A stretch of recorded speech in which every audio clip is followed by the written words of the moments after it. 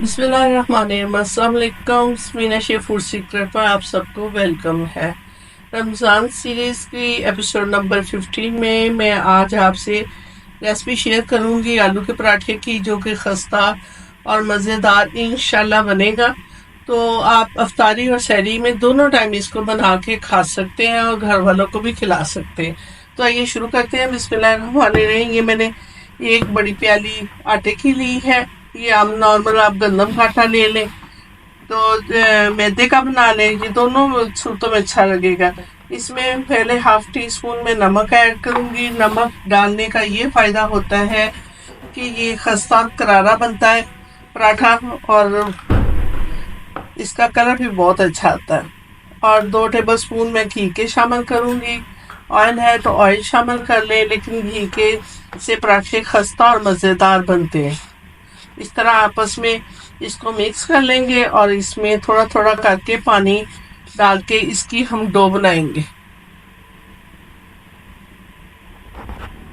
अब इसमें थोड़ा थोड़ा करके पानी शामिल करेंगे और इसको आम नॉर्मल जैसे हम रोटियों की बनाते हैं ना डो, उसी तरह हमने इसको तैयार कर लेना है। पानी हमेशा थोड़ा थोड़ा करके डालना चाहिए, एकदम से नहीं डालना चाहिए। आटे की हमने डो बना ली है। इसको हम 10 मिनट के लिए रेस्ट देंगे और थोड़ा सा ऑयल या घी इस पे लगा के इसको 10 मिनट की रेस्ट ज़रूर देनी चाहिए।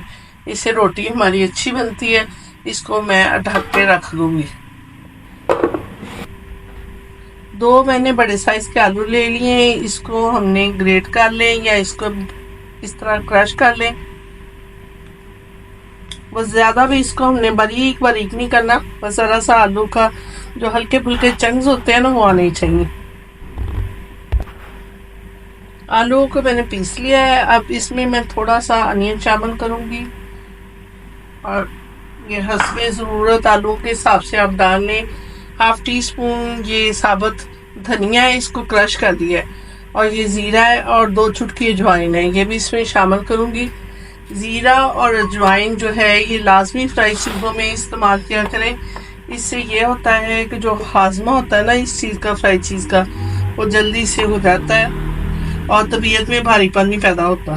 थोड़ी सी हम काली मिर्च डालेंगे, 2 चुटकी है, और सुर्ख मिर्च डालेंगे और थोड़ा सा हम कुटी लाल मिर्च शामिल करेंगे, हाफ टी स्पून। थोड़ी सी कसूरी मेथी डालेंगे। ये इसके फ्लेवर और खुशबू बहुत ही अच्छे पराठे में से आती है। और सब्ज़ धनिया डालेंगे। अब इन सारी चीज़ों को मिक्स करते हुए हम एक और काम करेंगे। अब थोड़ा सा हम इसमें अदरक क्रश करके डालेंगे, बिल्कुल थोड़ा सा, और बारीक साइड से करेंगे ताकि ये किसी को नहीं भी पसंद होता अदरक तो वो ऐसे स्किप भी कर सकता है। तो वो थोड़ा सा हमने इसमें शामिल कर देना है, इससे खुशबू और जायका ज़्यादा अच्छा हो जाएगा। अब इसमें इसको हम चूल्हे पे रख देंगे और थोड़ा सा ऑयल शामिल कर देंगे। जैसा कि आप देख रहे हैं अदरक हल्का सा रोस्ट हो गया है। अब इसमें जो मैंने ये फिलिंग बनाई है इसकी, ये इसमें साथ ही इसको हम रोस्ट कर लेंगे और सिर्फ हमने चंद सेकंड के लिए इसको रोस्ट करना है। हर चीज़ तैयार है, बस इसकी खुशबू और जायका रोस्ट होने के बाद और भी ज़्यादा अच्छा हो जाएगा। ये रोस्ट हो चुके हैं आलू। इसको मैं प्लेट में निकाल के इसको 10 मिनट के लिए ज़रूर ठंडा करूँगी। आटा सेट हो चुका है, ये देखें माशाल्लाह, बहुत ही जिस तरह का हमें चाहिए था उस तरह का तैयार हो गया है। अब इसके हम छोटे छोटे से पेड़े बना लेंगे उसका लगा के।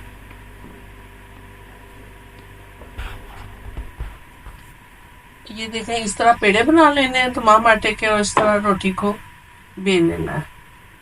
ये हम ट्रेडिशनल तरीके से पराठा बना रहे हैं जिस तरह के हमारी अम्मियाँ दादियाँ बनाती थी। इस तरह रोटी को बेल लेना है। एक को मैंने थोड़ी सी बड़ी बेला है और एक को थोड़ी सी छोटी। वो इसलिए छोटी बेला है, जो छोटी है इस पे हम फिलिंग रखेंगे। जब फिलिंग रखेंगे ना तो ऑटोमेटिक थोड़ी जी बराबर हो जाएगी उसके। इस तरह भर के हमने फिलिंग लगा देनी है, किनारों तक जाएगी तो फिर ही पराठा अच्छा लगता है। इस तरह हमने रोटी को दूसरी को पकड़ के, ये देखिए इस तरह करके साइडों से दबा देनी है और इस तरह कर देना है ताकि इसके बबल निकल जाए। और फिर दूसरी साइड पे इस तरह करके इसको अच्छी तरह सेट कर लेना है। इस तरह हमने जब दोनों पेड़ों को सेट कर लेना है हाथों से, ये देखिए इसके बबल जो है वो निकल जाने चाहिए। इस तरह करके फिर इसको हम हल्का सा और बेल लेंगे। जो नए बच्चे होते हैं जिनको नहीं पराठे आते पकाने, आजकल लड़के भी बहुत शौकीन है कुकिंग में, तो ये इस तरह आसानी से बन जाएंगे। और काफ़ी बड़ा हो गया है, इसको हम हल्का सा हाथ से प्रेस करके तो तवे पे डाल देंगे इस तरह। और आग बिल्कुल हल्की नहीं रखनी, मीडियम सी आग रख लेनी है। एक साइड से हो जाए तो हल्की सी दूसरी साइड भी हम सेक लेंगे।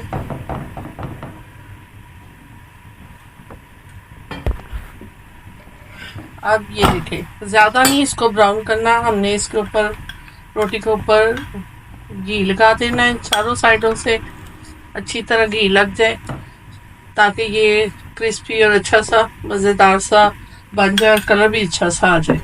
और इसकी हम साइड चेंज कर देंगे, आप हाथ से भी कर सकते हैं और इस तरह इसकी हेल्प भी ले सकते हैं।